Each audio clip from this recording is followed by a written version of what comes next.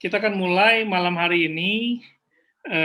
Kita akan, ya pokoknya tahun ini adalah level up, yang mana dalam artian karena level up otomatis banyak mungkin hal-hal yang harus kita pelajari lah untuk kita level up. Nah, malam ini yang saya mau bahas ya, selling without products. Atau kalau boleh dibilang, apakah mungkin kita jualan tapi nggak ada stok gitu. Mungkin nggak sih jualan tapi nggak ada stok atau nggak ada barangnya. Kita nggak, kadang-kadang kita cuma bisa lihat barangnya di layar handphone atau di layar monitor laptop kita atau komputer kita. Mungkin nggak gitu. Nah, ini mungkin saya coba sharing-sharing dulu ya. Mengapa malam ini mau bahas hal ini, kan sebetulnya yang tadi dari awal saya tampilkan mengenai informasi estimasi kedatangan barang, ya ini salah satu komitmen dari AFC sendiri, dan saya juga yakin lah dengan AFC, dengan Pak Ernest dan Pak Mike, bahwa memang mereka juga betul-betul berkomitmen untuk mendatangkan barang secepatnya. Berusaha bagaimana caranya bisa dapetin barang secepatnya. Selama hampir 3 tahun ini, saya tahu bahwa komitmennya mereka itu nggak main-main. Mereka berani melakukan pengiriman melalui pesawat terbang, itu juga melalui airline, itu juga bukan sesuatu yang main-main lah ya, karena mahal. Kalau kita lihat dari sisi bisnis, itu cukup beresiko dalam arti profit berkurang. Saya bisa bilang gitu dah. Karena kalau importir rata-rata semuanya yang paling ini adalah shipping. Shipping mungkin yang paling kita pilih, yang semua pengusaha pengen punya margin profit yang enak lah atau besar, yang leluasa untuk dia juga nanti bisa menyiapkan satu dan lain hal bila ada kejadian-kejadian tertentu. Namun saya lihat komitmen AFC luar biasa dengan mau menerbangkannya dengan istilahnya mengirimkannya dengan melalui pesawat terbang. Itu suatu upaya yang luar biasa lah, karena nggak gampang.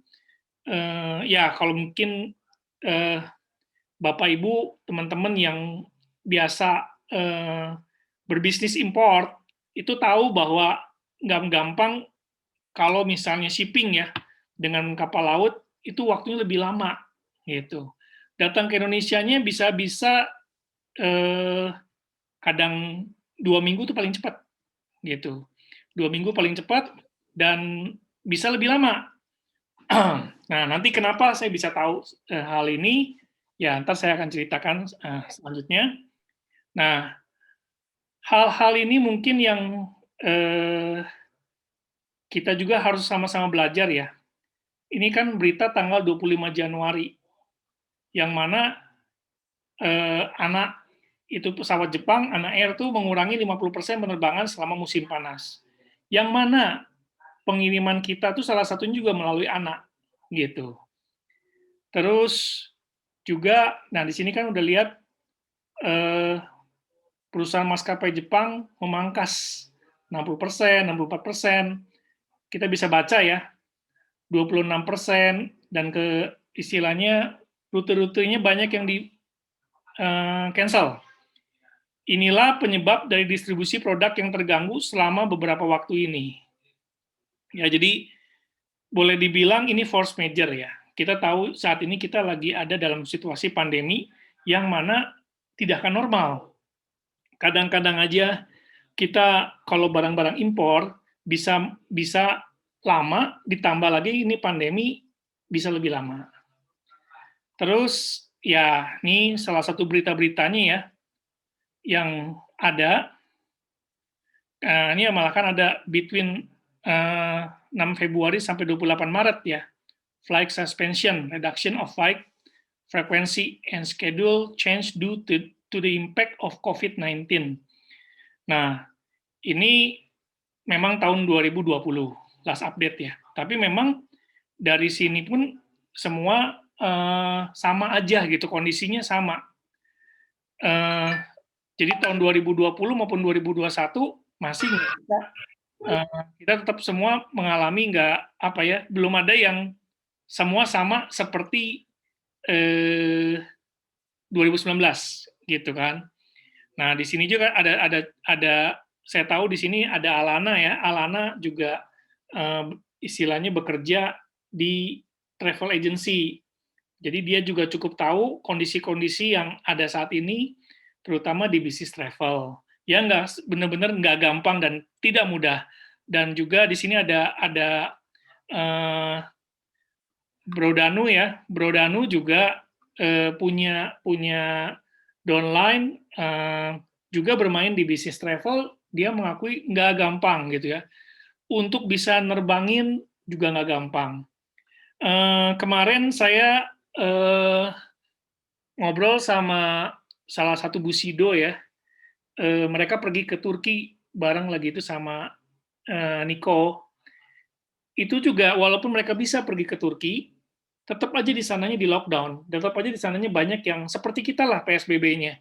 Hanya restoran-restoran juga mengalami jam buka yang nggak bisa seperti dulu.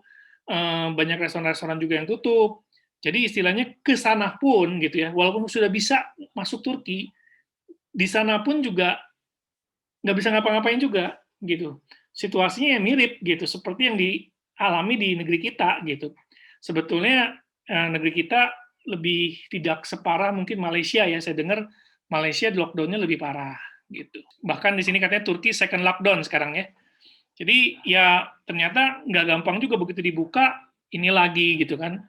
Betul-betul ini kita harus tahu ini adalah force major. Karena kita tahu ini adalah force major, bagaimana ya caranya kita mengatasinya gitu. Dalam hal ini misalnya gini, kita tahu ya kalau import itu ada 3 jenis masuknya. Pertama bisa lewat hand carry, kita bisa bawa barangnya, kita ambil nih barangnya. Misalnya let's say di Singapura, bawa hand carry, masuk Indonesia, tinggal kita istilahnya apa ya, klaim atau apa ya, klaim kalau nggak salah, saya lupa istilahnya, lapor lah istilah ini, saya bawa barang bla bla bla, atau lewat kurir bisa, atau perdagangan umum yaitu perusahaannya sendiri. Dalam hal ini AFC pasti perdagangan umum, perusahaannya sendiri yang punya license untuk impor. Nah ini, dari sini pun kita bisa lihat nih, untuk tadi kan diomongin ada estimasi dari custom clearance ya. Nah ini seperti ini nih, kalau kita lihat proses-prosesnya, jadi laporan-laporannya dulu secara ini administrasi, semua harus melalui proses untuk bisa keluar. Jadi gini, kenapa saya coba berbagi ya, bahwa sebetulnya waktu saya join AFC pertama kali, itu adalah saya tahu ini adalah barang impor. Kelemahannya itu udah pasti delivery time. Pasti, nggak mungkin ready stock. Jadi barang impor itu sulit untuk ready stock. Itu nggak bisa kita apa ya? Mungkin apa ya? Di awal karena waktu awal-awal kemarin barang cukup ready, jadi istilahnya kita nggak ini lagi ya. Tapi intinya untuk barang impor itu sulit untuk ready stock. Itu satu yang harus kita harus kita sadari dulu nih. Ready stock itu nggak gampang. Awal mula saya join KFC itu ada salah satunya gini. Saya terinspirasi ya sama salah satu produk dari MLM yang cukup bagus lah produknya. Produknya sangat bagus. Waktu awal-awal kami beli itu produk, kami beli dan istilahnya jadi membernya lah ya. Dan juga istilahnya waktu awal-awal beli itu produknya nggak ada di Indonesia loh. Produknya nggak ada di Indonesia.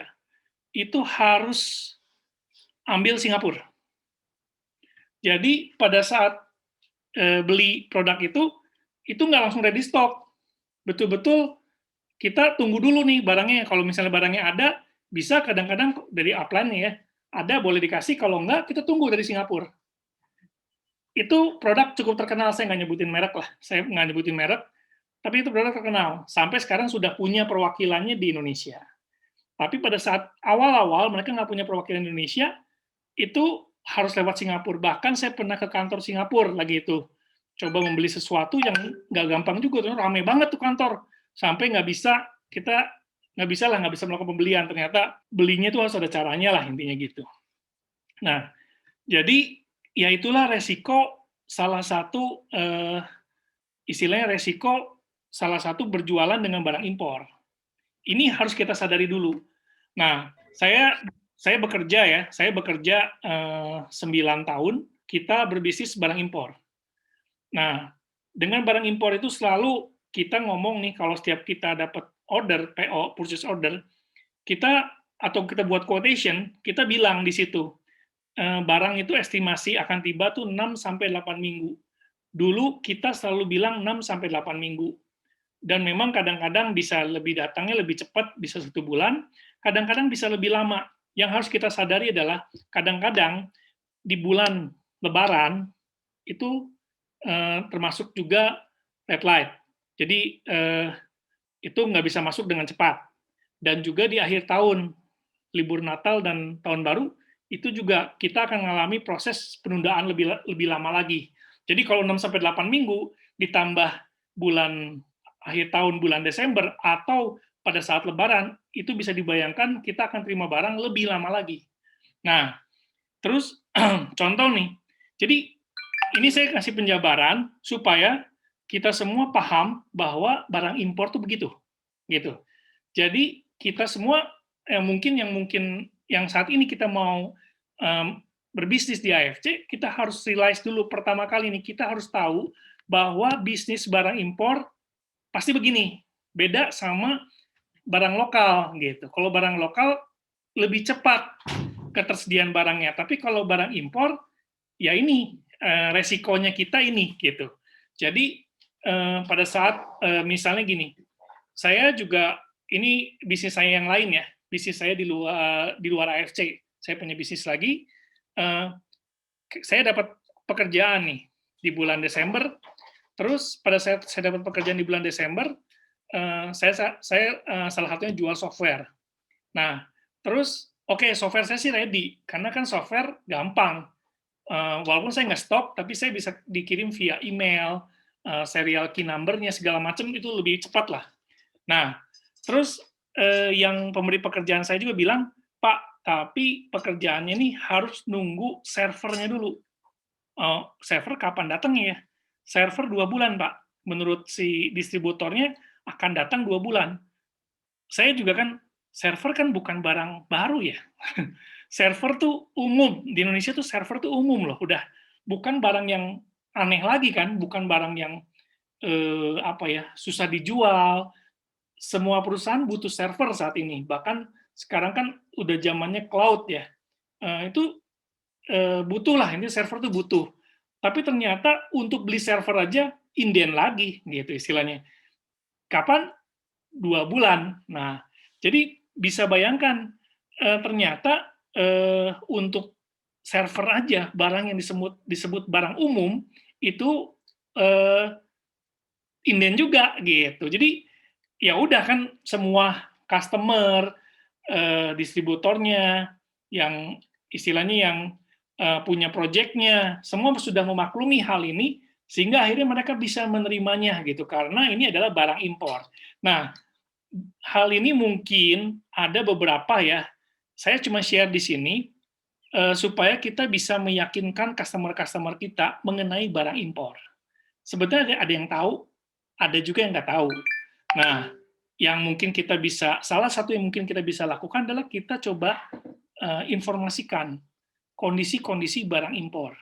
Nah, solusi-solusi yang mungkin akan saya jabarkan, ide-ide apa yang mungkin kepikiran sama saya saat ini, ya itu saya coba informasikan nih ke teman-teman semua bahwa kondisinya barang impor itu seperti ini. Jadi kita tahu, oh oke deh, bahwa ini ada barang impor yang bahwa untuk barang impor ini ketersediaan pasti kendala gitu. Semua selalu bertanya sama saya gini, kalau barangnya sudah normal, saya punya stok, Kalau barangnya sudah normal, itu gimana? Nah, saya saat ini akan jelasin sama teman-teman semua. Selama saya 3 tahun ikut AFC, 1 tahun pun nggak pernah terlewati barangnya normal. Tolong dicatat ya. Jadi selama saya ikut AFC, hampir 3 tahun dari awal, 1 tahun pun tidak pernah termiss barangnya normal atau ready stock. Pasti ada aja. Awal pertama kali join, tidak ada barang. Jadi saya join, barang belum ready. Tapi nggak apa-apa, itu sudah lebih terdetek. Oke, di bulan April pada saat itu. Terus 2018, akhir Oktober, nggak ada stok. Karena salesnya eksponensial. Itu sampai Februari 2019 baru ada stok. Di akhir 2019 mengalami lagi. Sama, gitu kan. 2020, Juli, ngalamin lagi. Sama. 2021, awal Januari, ngalamin lagi. Sama. Kalau melihat kayak begini siklus, memang ini adalah kelemahannya barang impor. Jadi, ya kita harus bisa menerimanya. Gitu. Kita juga ada plus minusnya ya, nggak ada barang yang sempurna. Kita juga bisnis tidak ada yang sempurna. Ada plus, ada minusnya. Plusnya apa? Oh, kualitasnya bla bla bla bla bla bla. Oke dah, itu kita udah tahu lah plusnya. Minusnya ini gitu. Minusnya barang impor, delivery time-nya cukup lama. Jadi untuk mengatasinya bagaimana? Ya salah satunya tadi kita juga harus tahu dulu barang impor tuh problemnya ini. Jadi jangan sampai kita ngomong kenapa sih AFC nggak nyediain ready stock? AFC sudah berusaha menyediakan ready stock, tapi permintaan lebih tinggi daripada supply. Itu juga harus kita harus tahu. Dan juga kalau saya jadi owner, ini saya tidak bukan owner AFC ya, tapi saya juga mengerti. Kalau saya jadi owner, saya harus stok berapa banyak sih? Permintaannya gila gitu istilahnya. Saya harus bayar berapa di depan. Itu juga harus dimengerti gitu. Nggak semudah itu kita nggak mungkin kan apa istilahnya, oke deh saya beli tanpa limit. Nggak mungkin juga, karena Pak Ernest dan Pak Mike pasti punya limit, gitu istilahnya. Kan AFC Indonesia ini pasti punya limit. Dan juga AFC Jepang sebagai produsen juga punya limit, gitu. Apalagi yang kita konsumsi ini adalah produk natural, juga ada limit. Semuanya berhubungan, semuanya terkait, sehingga inilah kenyataan yang harus kita terima. Jadi, jangan pernah kita berpikir kalau barang ready, kalau barang normal. Selama 3 tahun, dari awal, kami ikut 1 tahun pun nggak pernah ada barang normal. Ya, pasti ngalamin kendala-kendala ini, pasti apalagi nih, kita udah harus tahu 2 tahun terakhir ini, dari 2020, pandemi belum beres. Jadi, sepanjang 2021, kita udah harus prepare, bahwa namanya pandemi, ya kita harus tahu nih force major. Force major seluruh dunia lagi, bukan force major di Jepang aja. Gitu. Kemarin aja kita udah deg-degan. Begitu Jepang ada gempa. Gempa 7,3 skala Richter. Dan gempa itu dekat sama pusat nuklir lagi. Udah serem kan? Karena kalau itu doom, wah itu Jepang lebih lockdown lagi. Nah, kita nggak pernah bisa tahu bahwa memang Jepang itu pusat banyak gempa gitu. Istilahnya gempa itu banyak di Jepang. Dan mereka udah ngalami sering kali gempanya. Nah, kalau misalnya itu terjadi lagi, nah itu kan kita udah nggak bisa prediksi lagi. Kita udah, ya maksudnya nggak bisa ngomong apa-apa lagi ya. Dengan kondisi itu, namanya kondisi force major, yang diakibatkan oleh bencana alam, oleh pandemi, ini kita nggak bisa ngomong. Karena dari awal force major itu kita semua udah tahu, orang bisnismen tuh tahu, kalau kena force major, kita udah nggak bisa ngomong. Gitu istilahnya kita, istilahnya walaupun nih, saya misalnya punya customer sudah tangan kontrak, oke ya, barang kirimnya misalnya saya janji, biasanya saya janji 6-8 minggu. Tiba-tiba negara yang jadi negara asalnya produsennya kena force major. Misalnya apakah bencana alam atau gimana, atau ada something kerusuhan atau apa, dan akhirnya mengakibatkan nggak bisa kirim barang, itu saya nggak akan kena denda. Saya nggak akan kena denda oleh yang ngasih kerjaan sama saya. PO saya nggak akan langsung di-cancel, enggak, karena dia tahu ini force major. Kalau force major, kedua belah pihak pasti sama-sama mengetahuinya. Nah, namun saya tahu sekali ya, bahwa kita menghadapi retail, gitu. Kita menghadapi orang customer retail, sehingga mungkin customer retail belum terbiasa dengan namanya force major. Ada customer retail kita yang tahu, karena dia mungkin sebagai pengusaha dan mungkin sudah biasa berhubungan dengan barang impor, sehingga pada saat mungkin namanya dia tahu force major, oke, saya paham karena force major. Tapi kalau mungkin kita tahu customer kita, dia nggak bisa nih, dia nggak pernah ngalamin ini, ya memang efeknya pasti dia akan marah-marah atau gimana, atau kesel atau gimana, itu saya tahu banget gitu, saya paham. Jadi saya nggak bisa, apa ya, maksudnya ini memang masing-masing kita punya challenge, masing-masing kita punya tantangan, masing-masing kita punya apa ya, satu kesempatan untuk kita berpikir, untuk kita bisa naik kelas, untuk kita bisa level up, untuk mengatasi problem ini, gitu. Untuk kita bisa mengatasi, menghandle customer kita. Jadi kelemahan bisnis import di situ memang delivery time itu udah paling inilah, paling deh istilahnya gitu. Dan nggak mungkin kita bisa ini udah kelemahan. Jadi udah kita nggak bisa ngomong lagi ini kekuatan, nggak bisa, tapi ini kelemahan gitu. Ada plus, ada minus. Nah, bagaimana nih solusinya jual barang import ini? Nah, ini mungkin yang kita sama-sama akan diskusi, akan bahas. Masih mungkin nggak sih kita, jadi gini, barang impor punya kelemahan tidak ketersediaan barang. Jadi kita kadang-kadang mungkin bisa menjual pas ready stock, tapi ada juga kadang-kalanya kita harus menjual tidak ada stok. Jadi kadang-kadang kita bisa berjualan dengan ada barang, dan kita juga harus menyiapkan diri kita bisa berjualan tanpa barang. Ya, jadi ini harus kita tangkap dulu nih. Di satu sisi, bisnis di AFC, kelebihannya apa kita tahu, nanti kita share, tapi kita juga tahu, kita saat ini kita bahas dulu nih, salah satu poin weak-nya, gitu, yang mungkin nggak disebut juga suatu yang sederhana, saya tahu ini berat juga ya, gitu kan, apalagi capek nih kita mungkin dengerin keluhan pelanggan, gitu ya, keluhan customer, saya tahu itu mungkin juga kita capek. Nah, your success is determined by your ability to find solution. Jadi suksesnya kita itu ditentukan dengan kemampuan kita menemukan solusi. Nah, saya berharap masing-masing dari Bapak, Ibu, teman-teman semua, kesuksesan kita itu ditentukan dari kemampuan kita untuk menemukan solusi. Untuk nemuin solusi gimana caranya kita handle customer kita, gimana caranya kita bisa jualan tanpa barang, gimana caranya kita bisa jualan nggak ada stok gitu. Ini adalah memang kita diuji gitu kan.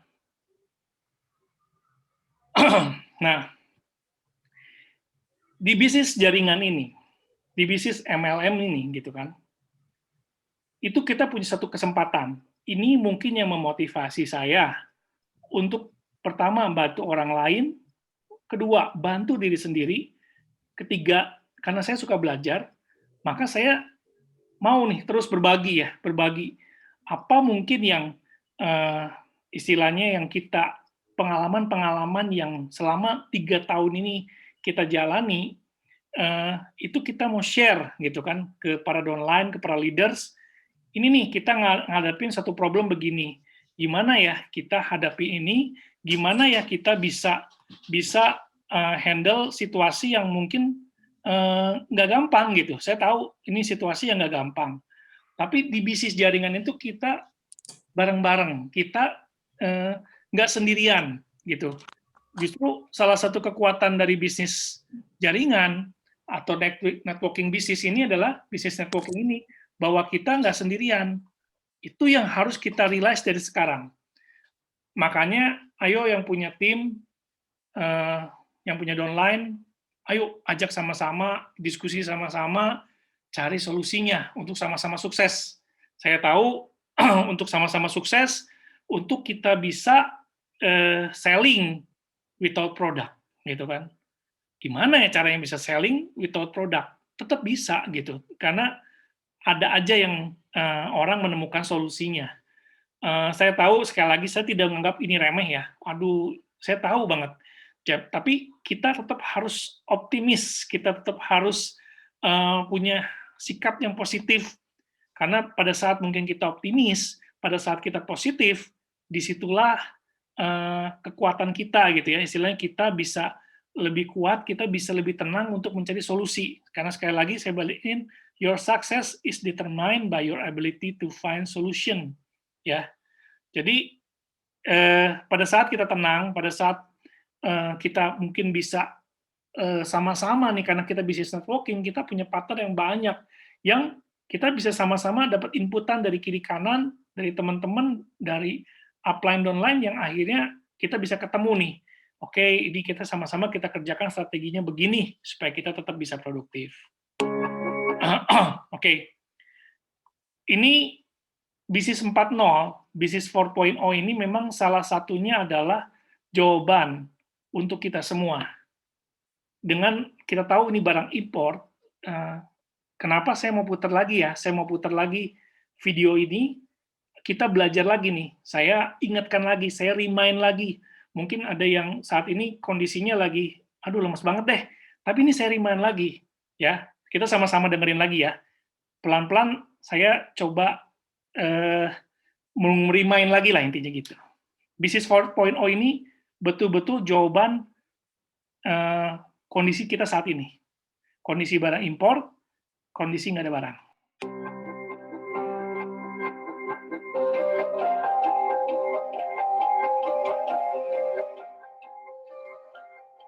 Pandemi COVID-19 menyebabkan angka pengangguran menjadi meningkat. Ditambah dengan kondisi ekonomi dunia yang semakin terpuruk. Akan tetapi, di tengah krisis ini, selalu ada kesempatan. Zaman sekarang ngandelin income bulanan, bukan lagi suatu pilihan loh. Mau berbisnis, tapi nggak punya modal, susah manage waktu, nggak punya pengalaman berbisnis sebelumnya, atau sudah pernah berbisnis, tapi gagal terus. Gabung yuk di AFC Life Science.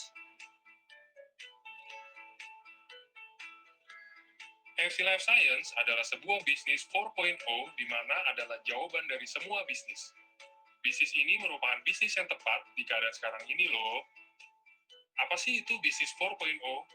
Bisnis 4.0 adalah bisnis di mana Anda tidak harus menyewa tempat, tidak harus mengandalkan pegawai, dan bisnis ini dapat dilakukan dimanapun dan saya ingin remind lagi, di AFC ini kita nggak perlu sewa tempat. Kita nggak perlu pegawai, dan kita bisa bekerja dimanapun. Ini kita setuju ya. kapanpun.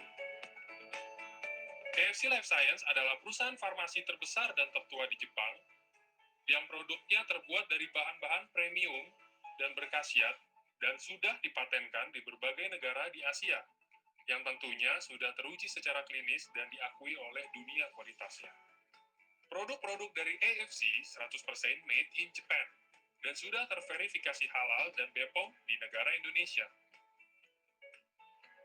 AFC Life Science baru saja masuk Indonesia loh, jadi peluang Anda untuk memulai bisnis ini masih sangat baru. Anda bisa mendapatkan keuntungan dari setiap produk yang Anda referensikan kepada teman-teman atau kerabat-kerabat terdekat Anda. Dengan bergabung di AFC, Anda tidak perlu modal besar ataupun stok produk, apalagi untuk memikirkan inovasi ke depannya. Karena semuanya telah disiapkan dan dihandle oleh AFC Life Science. Bisnis AFC Life Science ada hampir di seluruh Indonesia. Sebentar. Di sini dibilang kan, pertama, bisnis ini modalnya kecil. AFC, kita sudah tahu bisnisnya modalnya kecil. Paling besar 20 juta, 21 juta. Terus kita nggak perlu stok produk. Dari awal kita sudah di-remind kita nggak perlu stok produk. Terus yang ketiga tadi dia bilang apa ya? Sorry, saya lupa. Oh, Dan di-handle oleh kita nggak perlu lagi memikirkan inovasi, karena AFC sudah melakukan semuanya.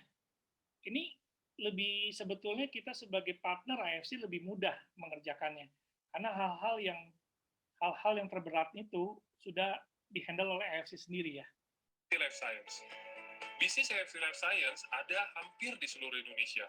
Jadi, customer Anda dapat mengambil produk yang Anda referensikan dengan mudah dan cepat. Anda hanya perlu mereferensikan produk-produk AFC Life Science kepada teman-teman atau kerabat terdekat Anda. Setelah itu, Anda hanya perlu mengirimkan order yang telah Anda terima kepada kami. Dan kami akan mengurus dan mengirimkannya.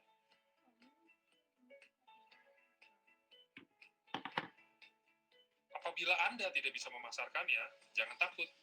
Kami akan membantu memasarkannya dengan konten-konten yang terupdate secara harian, mingguan, dan bulanan, sehingga Anda mendapatkan kemudahan dalam mereferensikan produk-produk kami ini. Selain itu, AFC juga menyediakan pelatihan rutin secara berkala mingguan, sehingga dapat membantu Anda dalam memasarkan semua produk-produk dari AFC Life Science. Pelatihan ini dapat Anda datangi di kota Anda, atau dapat Anda ikuti melalui online. Jadi, nggak perlu ribet, cukup di rumah aja. Sudah ada ratusan bahkan ribuan orang yang sukses di AFC. Nah, ada satu part ya, yang mungkin saat ini kita alami adalah ini, delivery. Dari awal sampai akhir, itu sudah oke, gitu. Namun, ada satu weak ya, ada satu kelemahan yang mungkin dimiliki oleh AFC adalah mengenai ini. Karena apa? Karena barang impor. Jadi delivery-nya mungkin bisa lebih lama. Saya bertanya, ada nggak bisnis seperti ini ya? Ada nggak bisnis kayak begini ya? Gitu. Semua kayaknya udah kayak gampang nih. Semua udah kita modal kecil, udah nggak usah mikir inovasi, terus udah nggak perlu stok. Nah, tapi kan kalau sempurna seperti ini adalah too good to be true, betul? Kita nggak tahu, nggak ada kesempurnaan itulah. Pasti ada kelemahannya. Dan kita harus mengakui kelemahan kita adalah delivery time. Pengiriman produk ini mungkin yang saat ini jadi kendala. Nah, apakah bisnis-bisnis yang lain mengalami hal yang sama atau bagaimana ya? Ini yang jadi pertanyaan saya, yang mungkin saya juga ulang-ulang, yang mungkin saya juga pikirkan, karena saya jujur sedih gitu ya dengar beberapa leaders downline, aduh stres ya, nggak bisa jualan tanpa barang, nggak ada barang, kondisi begini. Saya jujur sedih lah, bukan berarti saya juga, saya nggak senang lah intinya dengan situasi ini. Tapi saya harus memikirkan solusi ya, saya harus berpikir solusi. Solusinya juga saya nggak mungkin menyediakan stok saya sebanyak-banyaknya. Ada yang ngomong sama saya ya, nggak ngomong sama saya sih, seseorang ngomong sama seseorang lagi, salah satu leader, harusnya tuh Pak Budi sebagai stokis Bandung menyediakan stoknya. Jujur, kami juga limited gitu kan. Dengan 9.300 downline saat ini, saya harus nyediain stok berapa gitu kan. Silahkan aja Bapak Ibu kali gitu kan. Nggak mungkin istilahnya dengan 9.000 downline lebih aja, saya sudah ngitung sales di grup saya itu sebulan itu ada hampir 6.500 sampai 7.000 box per bulan. Itu salesnya tiap bulan. Saya mau nyediain berapa gitu kan? Hitung aja, dikali aja gitu. Itu nggak mungkin. Jujur, kalau salah satu solusinya adalah saya sedianya stok sebanyak-banyaknya, itu mission impossible gitu. Nah, namun kan solusi kan pasti bisa diketemukan, solusi kan pasti bisa dicari. Nah, ini yang mungkin saya akan share gitu. Ini yang mungkin share nih ide ya, maksudnya ini solusi yang saya coba sampaikan ya. Dan saya juga berharap ada feedback-nya lagi. Feedback dari teman-teman semua, Bapak Ibu semua juga kasih feedback yang mungkin yang nggak saya kepikir gitu. Itu sangat membantu sekali gitu kan. Nah, kita lihat sekarang itu zamannya e-commerce, ya. Saya menampilkan ini bukan berarti kita bisa jualan di sini ya, bukan ya, bukan. Tapi ini ada hal baiknya yang mau saya share malam hari ini gitu. Ada hal baiknya yang antara kesamaan apa yang mereka lakukan dengan yang kita lakukan. Bahwa zaman sekarang e-commerce ini memang lagi naik gitu. E-commerce itu lagi naik. Baik Amazon, Shopify, Shopee, Tokopedia, Alibaba, Bukalapak, eBay, ini semua naik gitu. Ya, dan kita mau coba belajar nih dari apa yang coba mereka lakukan.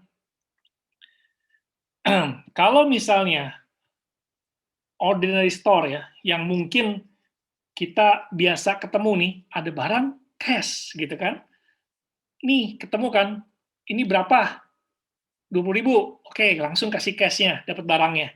Ini yang biasa kita lakukan, ordinary store. Ada barang, cash. Ada barang, cash. Nah, namanya nih ready stock. Langsung nih kita ketemu barangnya, langsung kita dapetin, kita kasih uangnya, langsung dapat. Ini mungkin yang terbiasa kita lakukan saat ini. Ini yang biasa kita lakukan.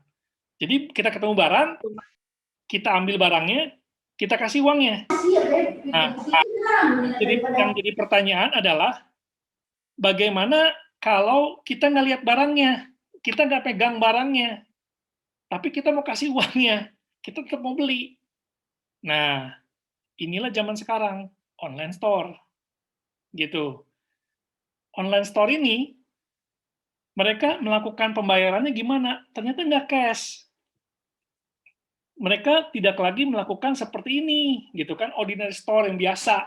Kita ketemu zaman sekarang juga masih ada sih. Namun ini sudah mulai bergeser, inti saya ke situ gitu. Bahwa ternyata sekarang ada online store. Cara pembayarannya gimana? Transfer bisa. Terus credit card bisa. Terus apa lagi nih? Dengan COD, cash on delivery, berarti datang dulu baru kita kasih cash, bisa juga. Terus juga bisa third party company. Sekarang ada Kredivo, ada OVO, banyak lagi perusahaan-perusahaan pembiayaan lainnya ya. Bisa lagi dapat pay later, Shopee Pay Later, bisa juga. Ada lagi melalui PayPal, bisa juga. Inilah cara-cara bayar online store. Jadi online store tidak lagi kita tetap bisa cash and delivery ada gitu kan. Tapi kebanyakan orang udah tidak melakukan COD lagi. Jarang sekali orang COD. Kebanyakan mereka mulai credit card, transfer. Itu yang mereka lakukan.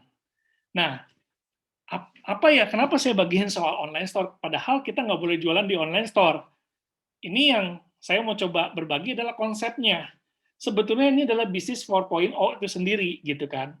Di mana kita sebagai customer cuma bisa lihat barangnya itu di layar handphone kita, atau di layar komputer kita, atau di layar laptop kita. Kita lihat nih produknya, tapi kita nggak bisa pegang, gitu kan. Kita nggak bisa pegang ini si barang, nggak bisa kita pegang nih. Baru kalau kita udah pegang, nih baru bayar. Nggak bisa, gitu.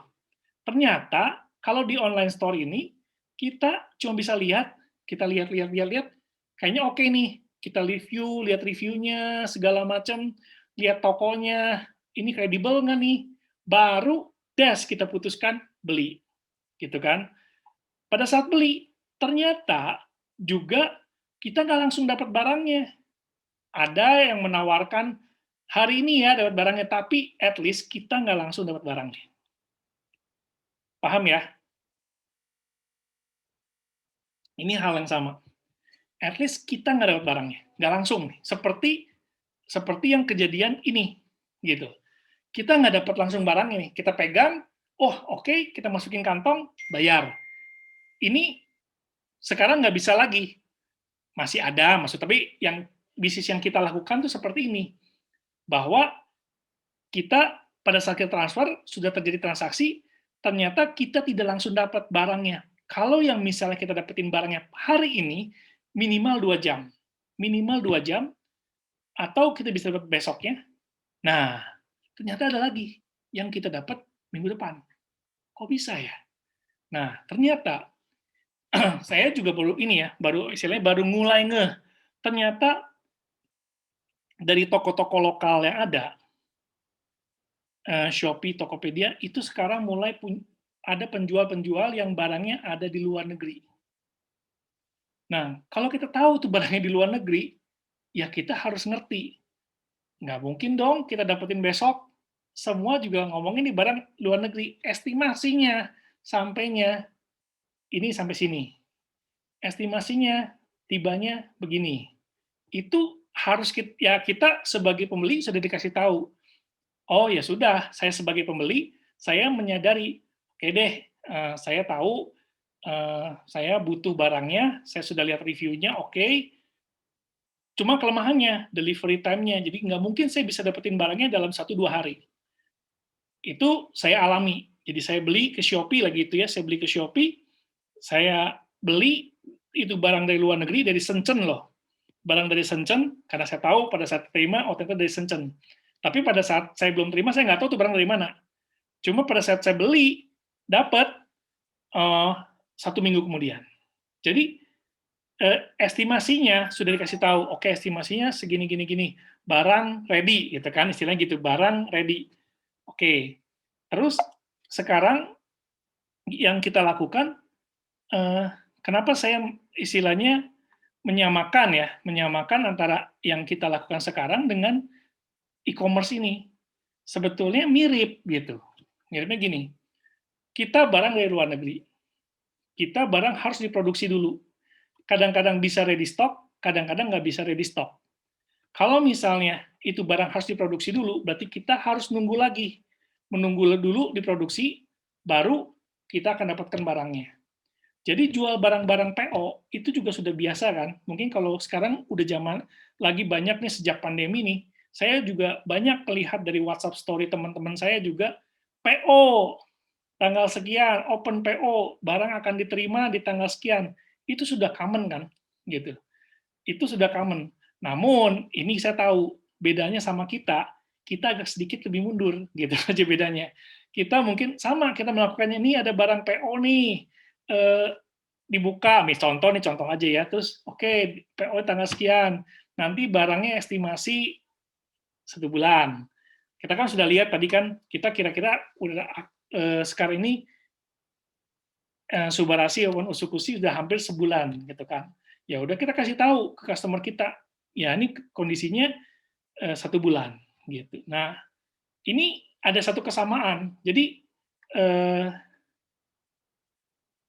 memang kita di sini boleh dibilang ada samanya lah gitu, sama antara direct sales sama yang dilakukan oleh e-commerce ini. Makanya saya bilang di sini direct selling sama dengan dropshipping. Apa ya dropshipping?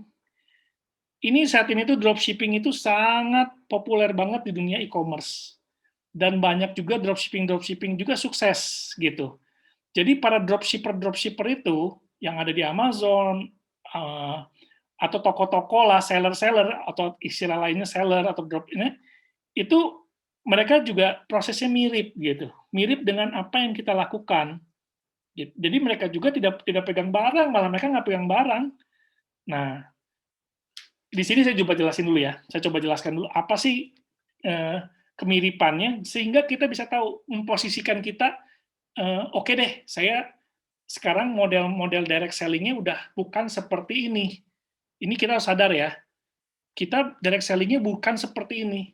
Pegang barang, customer kita sudah pegang barangnya. Oh, oke ini pegang barangnya, dia keluarin uangnya, selesailah transaksi. Ini mungkin bisa terjadi, tapi kita harus tahu bahwa ini bukan lagi jadi solusinya kita. Ini bukan jawabannya kita. Tapi kita tahu, kita harus cari solusi lebih lagi, kita harus cari solusi yang lain. Nah, salah satunya adalah kita model dropshipping tadi. Apa sih dropshipping? Nih, how dropshipping works gitu ya.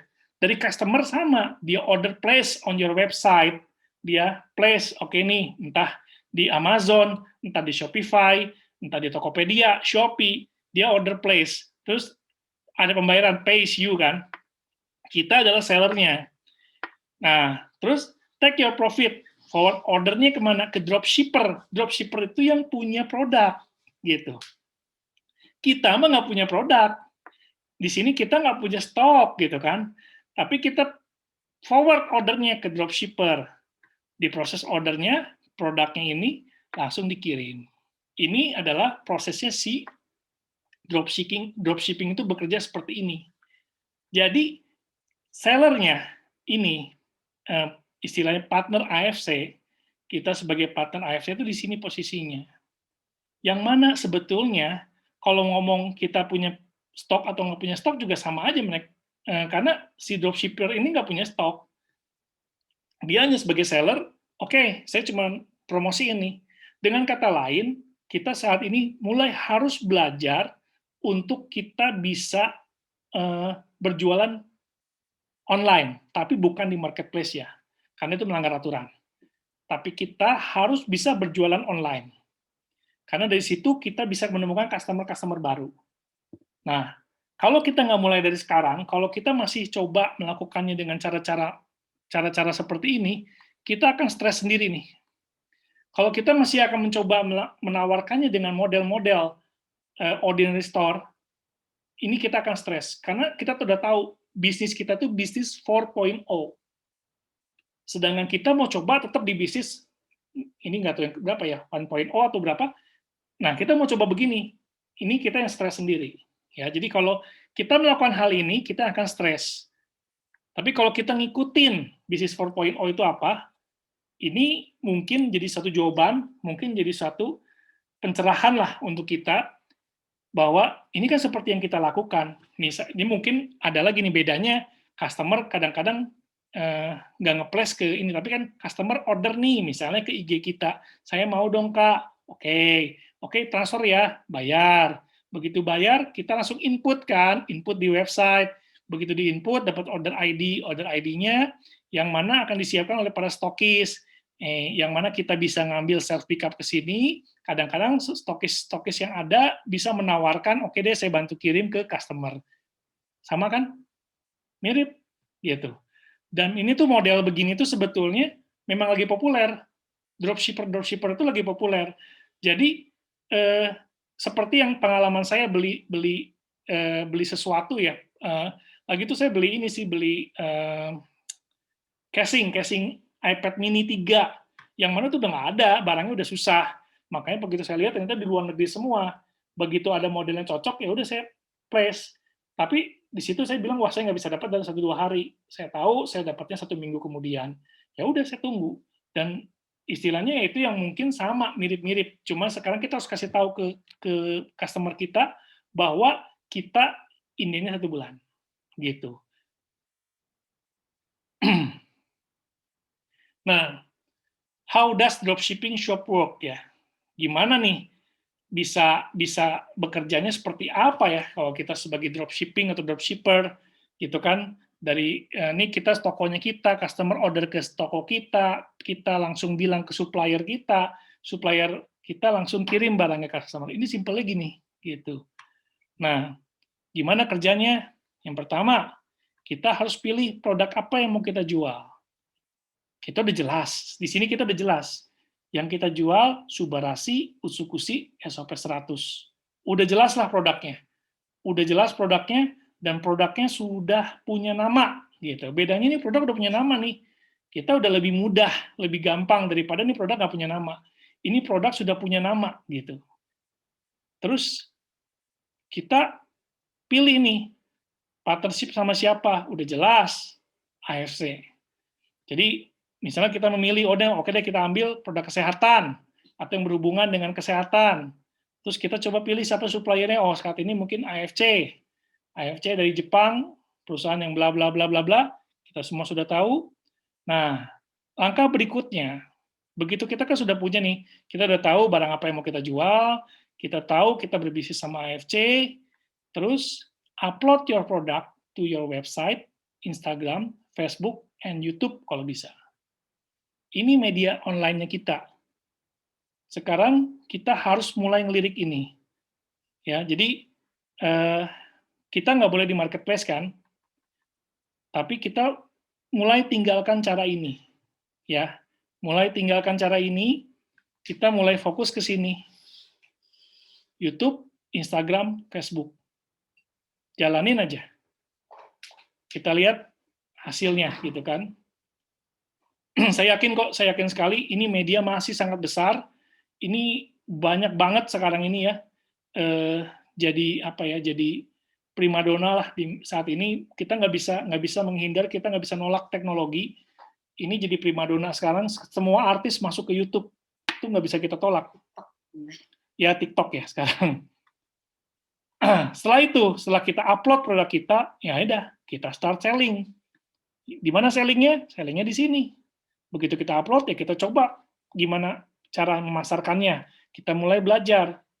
Nah, kalau udah semua kita lakukan, ya produk itu harus kita send. Kita dapat orderannya, ya kita harus send lah, kita harus kirim sehingga customer kita juga happy lah, intinya gitu.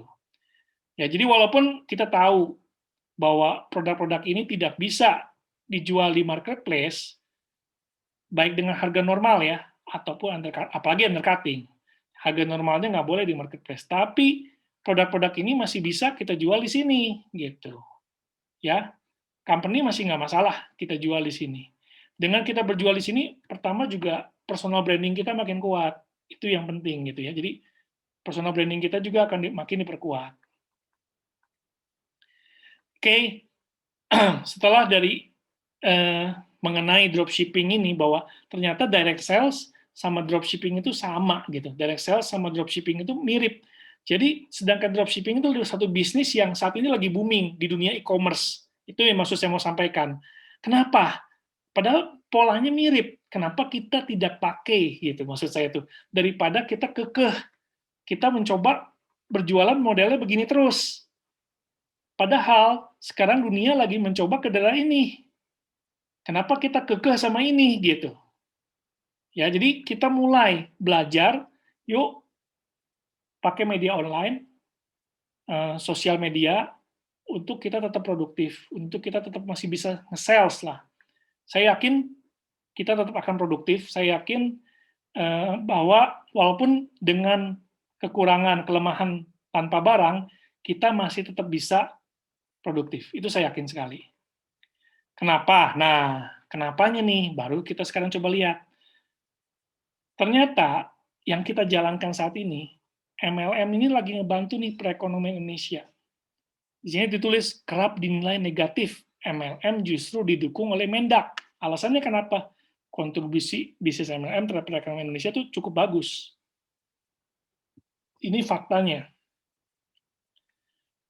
Nah, data di 2017, network marketing ini di Asia nih nggak main-main ya, 85 billion dolar.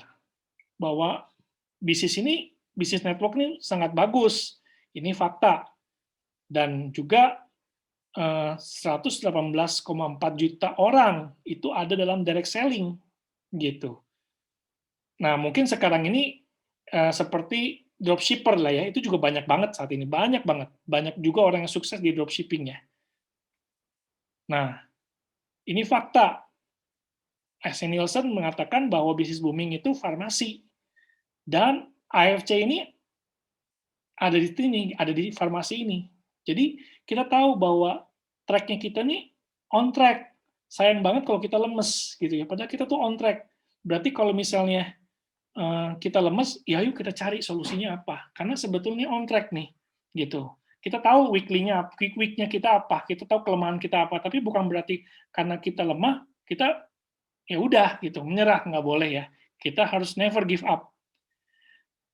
Nah di sini kan bahwa ini manajemen kita ya, istilahnya sudah punya komitmen untuk berjuang lah untuk ekonomi di Indonesia dan juga membangun banyak entrepreneur lah ya di Indonesia ini melalui konsep penjualan langsung.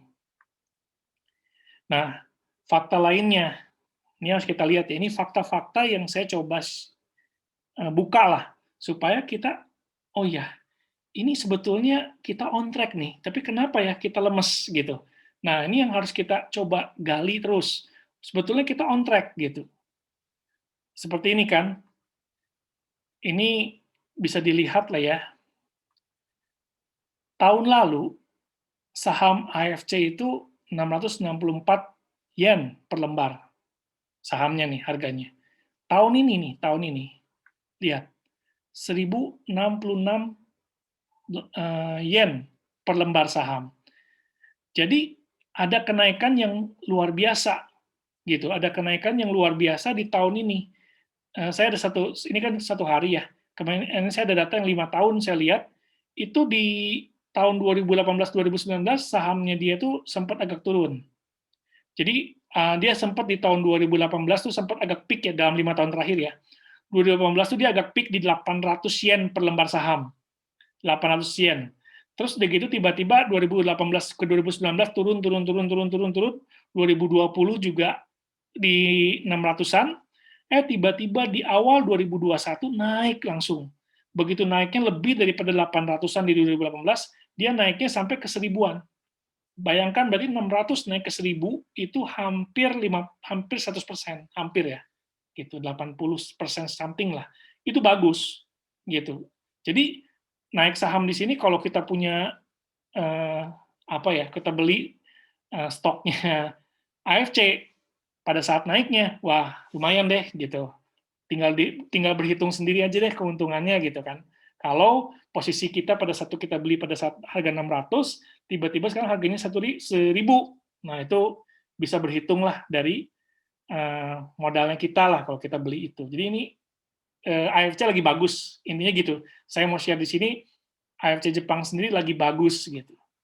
Nah, ini boleh dibilang sales-nya yang lagi itu saya pernah share juga, ini saya beberapa sampai Oktober ya, sales 2020 sampai Oktober, itu bagus lah intinya gitu, AFC lagi bagus nih.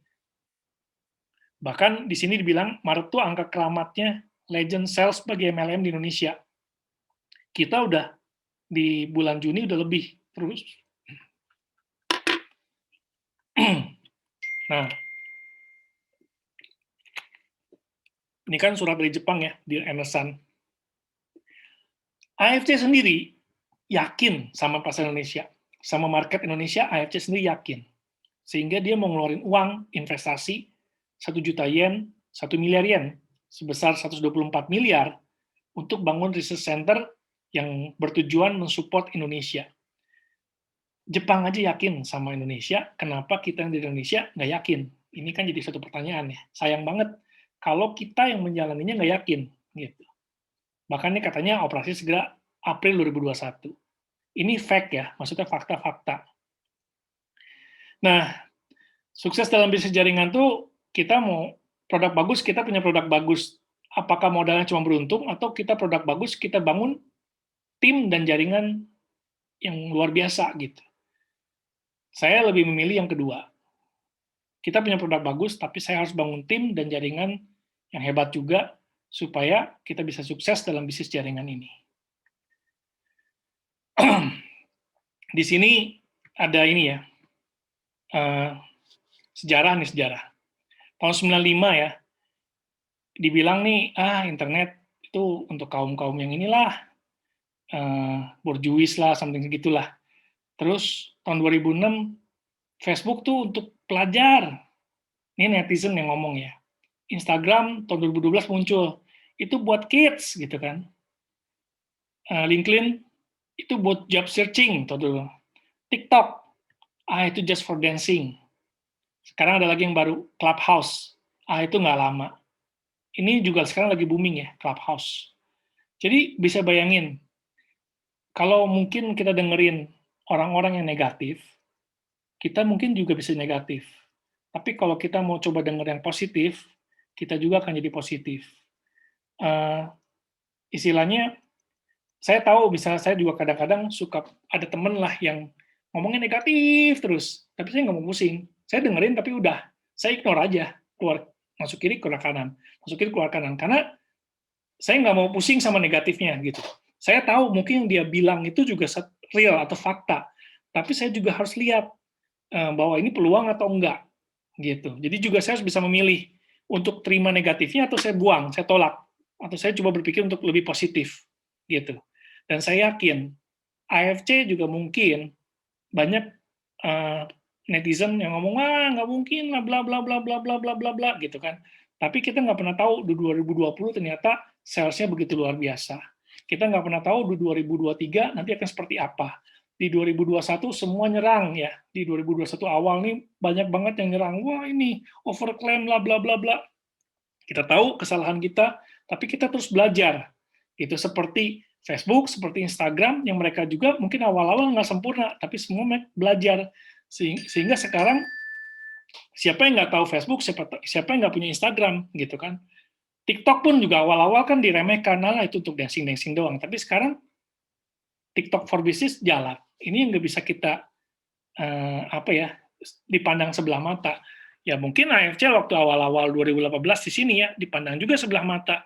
Nggak mungkin lah, gimana ini ownernya nggak pernah punya pengalaman MLM, gimana mau sukses? Itu semua saya dengar ya, gitu.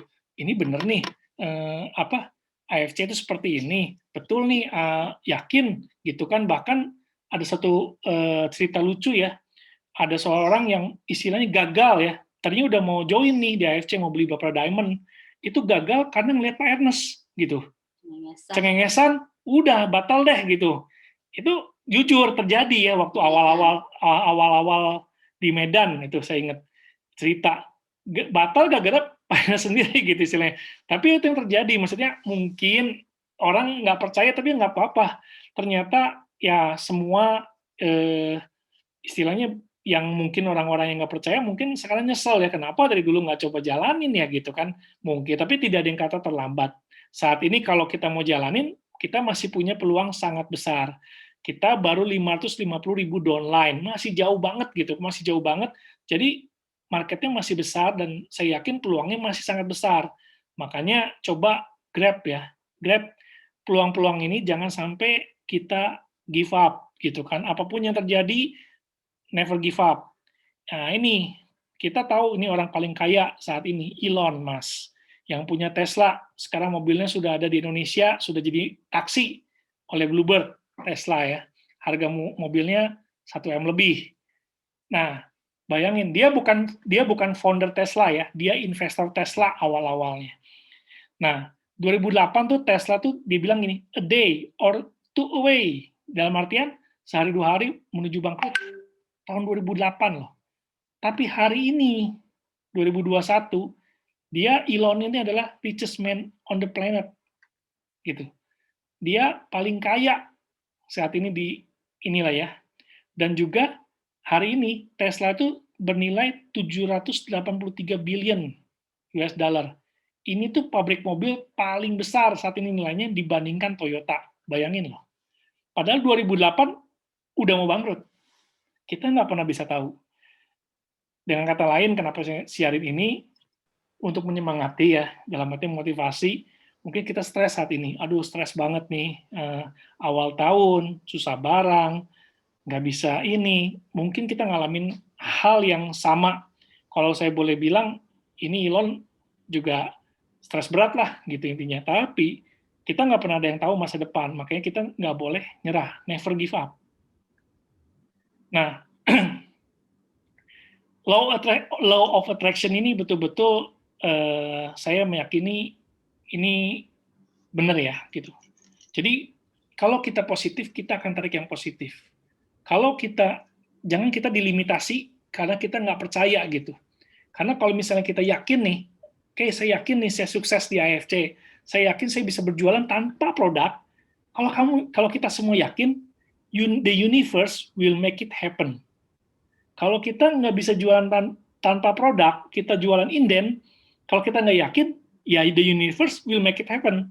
Tapi kalau kita yakin, the universe will make it happen juga. Tinggal kita pilih yang mana. Kita pilih yang negatif atau kita pilih yang positif. Itu semua di tangan kita. Gitu. Ini share story lah ya. Di malam Sinca kemarin, di malam Imlek kemarin, tiba-tiba ada pelanggan lama. Gitu.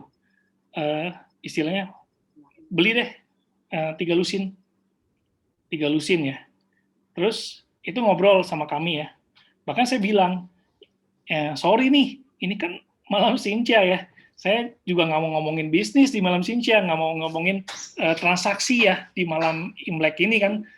Dia bilang, nggak apa-apa, bisa gini.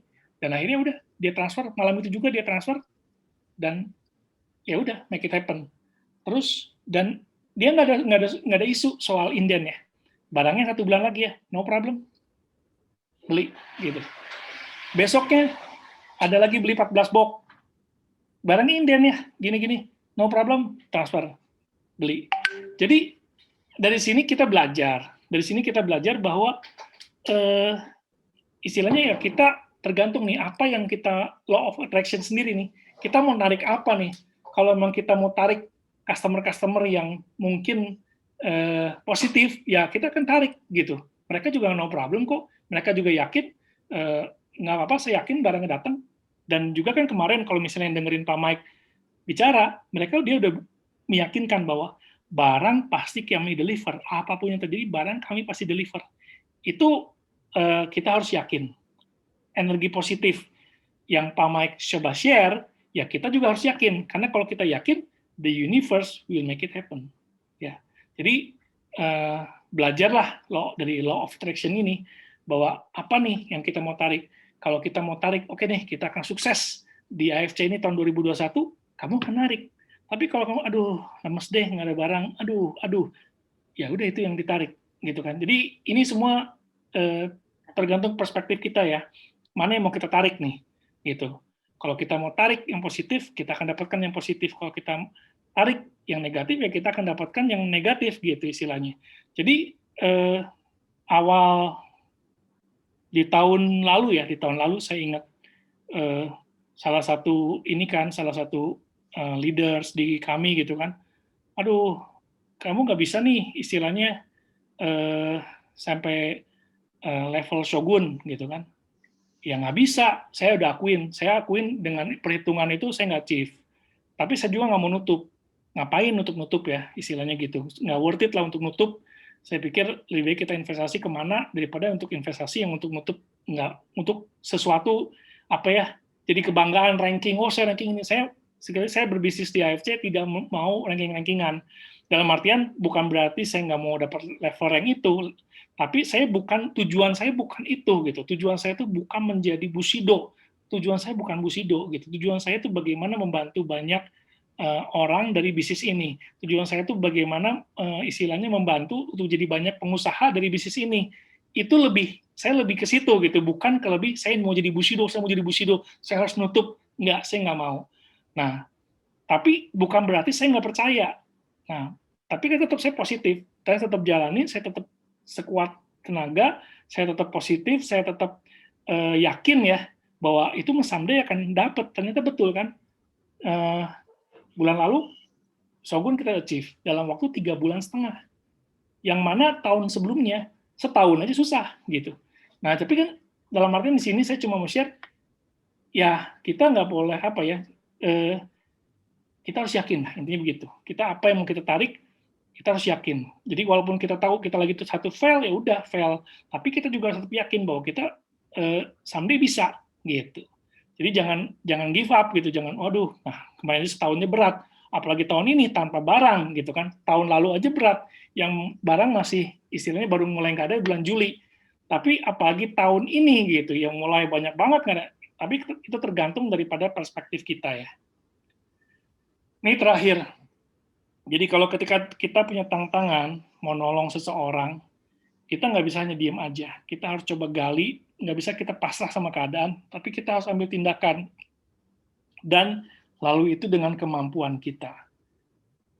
Kemampuan si Rabbit adalah gali lubang ya, bisa ketemukan untuk mendorong temannya ini. Jadi di sini saya juga punya satu beban ya, untuk saya mau bantu para leader-leader, para downline yang serius mau berbisnis di AFC, saya punya beban untuk gimana caranya membantu semua leader atau downline yang ada di grup kami ini. Makanya saya nggak diem, saya nggak pasrah sama keadaan, saya pikirin terus, saya coba dengan cara ini, cara itu, ya dengan kita diskusi, itu mungkin yang saya lakukan terus. Jadi saya nggak menyerah dengan keadaan yang saat ini, dan saya nggak pasrah dengan keadaan tanpa barang ini. Dan saya berharap teman-teman dan leader semua yang ada juga nggak pasrah sama keadaan, tapi nggak diem juga, tapi ayo bergerak dan pikirkan, pasti ada jalan. Jadi sekali lagi, bahwa di sini